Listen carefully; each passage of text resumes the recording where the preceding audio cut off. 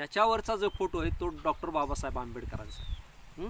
आता जर डॉक्टर बाबासाहेब आंबेडकरांचं पुस्तक जर त्याने हातात घेतलं नसतं, बरोबर का, तर ती एक डिप्लोमेसी आहे. अभिजित दिपकेसारखा माणूस या देशाचा नेता झाला तर तुमच्या काय पोटात दुखायला लागलं का? होऊ नये त्यांनी. काँग्रेसवाल्याला किंवा RSS वाल्याला अडचण होती का? नाही. अण्णा हजारेंचा काळ गेला. आता हा तरुणांचा काळ आहे, जेनझीचा काळ आहे.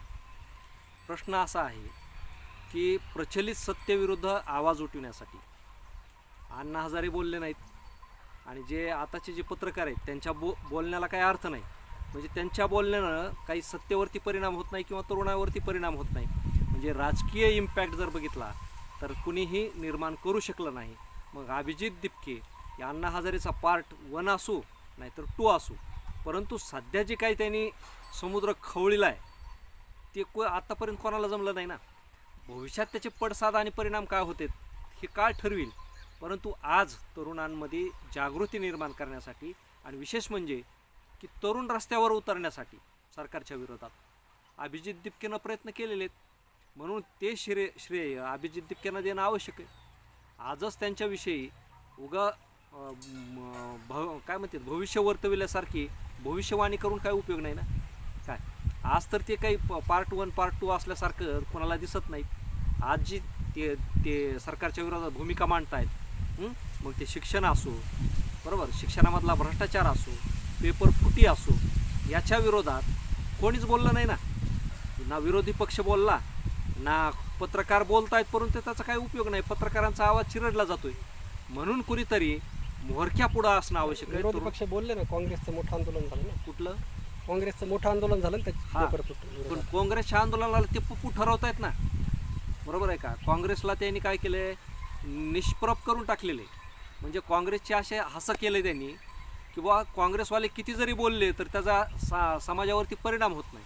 आता याच्यावरून एक गोष्ट लक्षात घ्यायची की काँग्रेस जरी देशातला सर्वोत्कृष्ट सर्वात मोठा पक्ष जरी असला तरी भाजपसारखे किंवा सत्तेवर का आलेले आहेत, कारण काँग्रेसला वैतागले म्हणूनच आलेले आहेत ना. ते काय करू शकले नाहीत सुधारणा. त्यांनी काय केलं, सत्तेचा उपभोग फक्त काय स्वतःसाठी करून घेतला. समाजातले प्रश्न त्यांनी समजून घेतले नाहीत, युवकांचे प्रश्न समजून घेतले नाहीत, म्हणून लोकांनी पर्याय म्हणून दुसऱ्यांना सत्तेत बसविलं ना. मग आज त्यांच्या बोलण्याला अर्थ नाही. जेव्हा त्यांच्याकडे संधी होती तेव्हा त्यांनी केलं नाही. मग आज तुम्ही किती जरी घसे काढून ओरडले तरी लोक तुम्हाला स्वीकारणार नाहीत आणि त्याच्यामुळं त्यांना सहज पप्पू ठरवणं अशक्य होतं. म्हणून जनतेमधून कुणीतरी आवाज उठविणं गरजेचं होतं आणि तो आवाज अभिजित दिपके यांनी आज उठवलेला आहे. आणि त्याच्यामुळं त्यांचे जे आंदोलन आहेत, एक सामान्य युवक म्हणून, ते काही कुठल्या पक्षाचा म्हणजे पक्षाचा माणूस नाही किंवा त्याच्याकडं तशी घराणेशाही नाही. आणि मग अशा सामान्य माणसातला माणूस पुढे येऊन जर समजा आवाज उठवित असेल आणि त्याच्या आवाजाला प्रतिसाद देऊन तरुण रस्त्यावर उतरत असेल तर वाईट काय. म्हणजे उलट सगळ्यांनी मिळून आज त्याला समर्थन देणं गरजेचं आहे काय. आणि तरुणांची आवश्यकता आहे या देशाला. जे आता कसं माहिती का, 70-80 ओलांडलेले जे 15-15, 20-20 वर्ष मंत्री होऊन बसलेत ना, आणि त्यांचीच घराणेशाही चालवते, त्यांनी कुठंतरी आता थांबलं पाहिजे. कारण तो काळ गेला. आता तरुण पंतप्रधान झाला पाहिजे या देशाचा, असं मी म्हणेन. अभिजित दिपके ज्यावेळेस भारतात आले त्यावेळेस त्यांच्या हातात जे पुस्तक होतं ते पुस्तक RSSचं आहे. हा राजू परुळेकर यांनी केलेला आरोप आहे. RSSने लिहिलेलं ते आंबेडकरांचा फोटो असलेलं. हा ना, ते पुस्तक आहे. फोटो आहे, परंतु ते पुस्तक जे लेखक आहे ते पुस्तक सगळं RSSने प्रकाशित केलेलं आहे. आता ते पुस्तकाचं नाव काय आम्हाला ते मीडियामध्ये दिसलं नाही, परंतु ते कोणी का लिहिलेलं असाना त्याच्यावरचा जो फोटो आहे तो डॉक्टर बाबासाहेब आंबेडकरांचा. आता जर डॉक्टर बाबासाहेब आंबेडकरांचं पुस्तक जर त्याने हातात घेतलं नसतं, बरोबर का, तर ती एक डिप्लोमेसी आहे, बरोबर का. तर ते पुस्तक जर त्यांच्या हातात नसतं त्या जेलमध्ये टाकलेले असते ना. ते एक त्यांनी काय केलं, वैचारिक ढाल म्हणून आणि सामाजिक संरक्षण म्हणून डॉक्टर बाबासाहेब आंबेडकर यांना त्यांनी आपलं प्रेरक मानलेले आणि त्यांना सोबत घेऊन त्यांनी हे आंदोलन लढलेले. म्हणून ह्या आरोपाला तथ्य नाही की ते पुस्तक कोणाचं होतं, त्याचा लेखक कोण होता हे महत्त्वाचं नाही, बरोबर आहे की नाही, की त्यांचा विचार महत्त्वाचा आहे. आणि त्यांची प्रतिमा म्हणजेच आज जर बघितलं तर लोकांना ते आजही आधारवड वाटतात आणि ते त्यांच्यामुळे लोकशाही जिवंत आहे असा लोकांचा ग्रह आहे. पण तिथं जंतर मंतरवर पाहिजे तेवढी पब्लिक नव्हती ना. पहिलं आंदोलन होतं आणि ते थेट अमेरिकेतून तिथं आलते. दुसरी गोष्ट, माणसं कसे जमवायचे, तरुण कसे जमवायचे ह्याची त्यांना आयडिया नाही.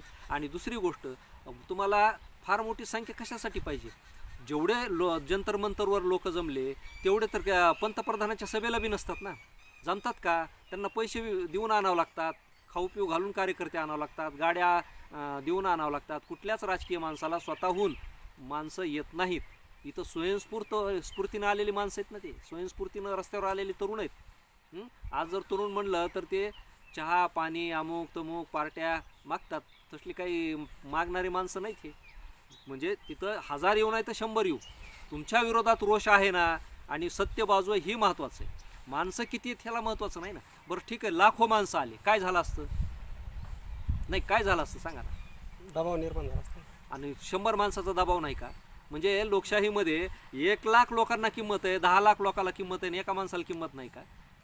मग ही लोकशाही कसली? एक माणूसही लाखाच्या बरोबरीचा आहे या देशामध्ये, हे महत्त्वाचं आहे. म्हणून ह्या अशा ज्या टीका आहेत का त्या निरर्थक आहेत. एवढेच माणसं होते, तेवढेच माणसं होते, ते आपण ते रेडीचा खेळ म्हणतो का नाही, पहिले लहानपणी खेळायचो, तसले खेळ खेळण्यासारखे बाष्फळ आरोप करण्यात काय उपयोग नाही. त्याचा हेतू, त्याचा उद्देश आणि त्याचा विचार आणि त्यांनी मांडलेल्या प्रश्नावरती केलेलं आंदोलन हे महत्त्वाचं आहे. सकारात्मकतेनं बघा, नकारात्मकता या देशामध्ये फार वाढलेली आहे. काय सकारात्मक दिशेनं चला ना तुम्ही. त्या दिवशी आंदोलनाचा खर्च किमान 1 कोटी होता, हां, असं राजू परुळेकर यांनी सांगितलं. पण हो खर्च केला कोणी? 1 कोटी रुपये खर्च? काय तिथं गाद्या हातरल्या होत्या का आंदोलनाला? पाठीमागे बॅनर, ते सगळे स्टिकर वगैरे हे ते. जे कोणी पत्रकार असेल का, मी नाव घेत नाही कोणाचे, पण त्याच्या पाठीमागे बॅनर होतं एक फक्त. आणि का ते बिना प्लास्टरची विटाची भिंत होती काय, ती आंदोलनासाठी बांधलेली होती का आधीच होती? त्याचा शोध लावा आधी. काय तिथं मंडप नव्हता? अहो, दुसरी गोष्ट, मी ते लाईव्ह मध्ये त्यांचं ते भाषण ऐकत होतो. त्यांच्याकडं मोठ्या चांगल्या क्वालिटीचा साऊंड सुद्धा नव्हता, त्या आवाज सुद्धा व्यवस्थित येत नव्हता. ते नसतं का आपण छोटा एक साऊंड आणि एक माईकचं स्टेरिओ वापरतो, तसलं साऊंड होता राव ते. ते बी कोणाच तरी उचलून आणलेलं असेल त्यांनी, एखाद्या विद्यार्थ्यांनी. त्यांच्याकडे कुठलीही साधनं नव्हती आणि 1 कोटी रुपये कोणाचे खर्च झाले? 1 कोटी रुपये तुम्हाला दिले असतील त्यांच्या विरोधात बोलायला, असं म्हणा ना. दुसऱ्याला कशाला बदनाम करायला लागले? 1 कोटी रुपये होते, 5 कोटी रुपये होते. बरं असतील, इथं एखाद्या आमदाराला एखादी सभा घ्यायला 5 कोटी पुरत नाही. त्यावेळेस काय होतं? त्यावेळेस काय तुमची तोंड बंद होतीत का? त्याचा खर्च काढायला लागले. आणि त्यांनी चहा पाणी नाही, तिथं पाण्याच्या बाटल्या कुणी वाटल्या नाहीत. हे काय असतं माहिती आहे? तुम्हाला सांगतो की एखादा नवीन नेतृत्व पुढे यायला लागलं का नाही, त्याला एका बाजूनं बदनाम करत नाही. सत्ताधारी काय करतो? त्याच्या विरोधात बोलतो. आणि ज्याची सत्ता नाही तो काय म्हणतो? हे सत्ताधाऱ्याचंच पिल्लू आहे. म्हणजे काय माहिती का, तुम्हाला नवीन माणूस येऊ द्यायचा नाही.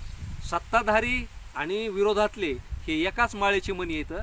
यांना तिसरा माणूस या देशामध्ये नेता होऊ द्यायचा नाही. त्याच्यासाठी हे दोन्ही बाजूने आरोप करतायत. अभिजित दिपकेसारखा माणूस काँग्रेस या देशाचा नेता झाला तर तुमच्या काय पोटात दुखायला लागलं का? होऊ नाही त्यांनी? काँग्रेसवाल्याला किंवा RSS वाल्याला अडचण होती का? आमचा तो आक्षेप नाही. हां, की RSS नी त्यांना लॉन्च केलंय.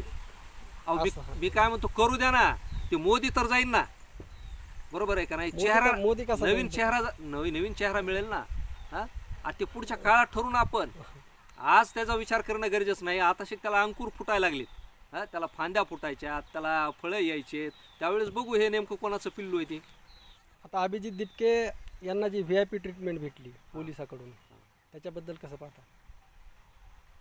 नाही, ती पोलिसांकडून VIP ट्रीटमेंट म्हणता येत नाही. त्याचं कारण असं आहे की तरुणांचा जो दबाव आहे, आलं लक्षात, त्या दबावामुळं पोलिसांनी त्यांना म्हणजे अडचणी निर्माण केल्या नाही. आणि दुसरी गोष्ट, अभिजित दिपके हा मोठा गुन्हेगार थोडीच आहे. त्यांच्या विरोधात कुठला केस नाही, कुठले त्यांना पकडण्यासारखं, त्यांच्यावरती आरोप ठेवण्यासारखा मुद्दा नाही. फ्रेश नवा चेहरा आहे ना. कुठल्या आरोपाखाली तुम्ही त्यांच्यावर दबाव निर्माण करतात? आणि दुसरी गोष्ट, सोशल मीडियामुळं आज ग्रामीण भागातला प्रत्येक तरुण जागा आहे, प्रत्येक माणूस जागा आहे. जर समजा पोलिसांनी त्यांच्यावरती काही ॲक्शन केली असती तर संपूर्ण देश पेटला असता ना. म्हणजे त्यांचे आंदोलनं होण्याच्या अगोदरच देशामध्ये अराजकता निर्माण झाली असती, म्हणून कदाचित त्यांना त्यावेळेस अडवता आलं नाही. मग त्यांना अडवलं नाही म्हणून काय पोलीस त्यांच्या बाजूचे झाले किंवा सरकार त्यांच्या बाजूचं झालं असं म्हणता येणार नाही. धन्यवाद. चला, धन्यवाद.